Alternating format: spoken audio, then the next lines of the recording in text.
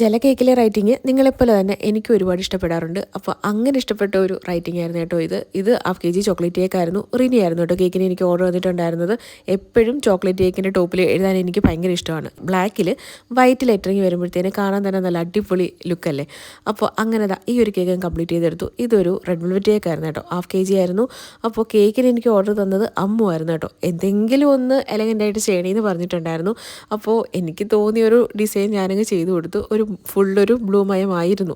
അപ്പോൾ ബർത്ത്ഡേക്കാരിയുടെ പേര് മനസ്സ എന്നായിരുന്നു കേട്ടോ. ഞാൻ ആദ്യമായിട്ടാണ് ആ ഒരു പേര് കേൾക്കുന്നത്. ഒരു വെറൈറ്റി പേരായിട്ട് തോന്നി. അങ്ങനെ കുറച്ച് ബട്ടർഫ്ലൈസ് ഒക്കെ വെച്ച് കൊടുത്തിട്ട് കേക്ക് അങ്ങ് റെഡിയാക്കി എടുത്തിട്ടുണ്ടായിരുന്നു. അപ്പോൾ ഈ ഒരു കേക്ക് ഇഷ്ടപ്പെട്ടിട്ടുണ്ടെങ്കിൽ കമൻറ്റ് ചെയ്യാൻ മറക്കണ്ട കേട്ടോ. ഈ ഒരു cake half kg black forest കേക്കായിരുന്നു. മാരിയേറ്റ് ആട്ടോ കേക്കിന് എനിക്ക് ഓർഡർ വന്നിട്ടുണ്ടായിരുന്നത്.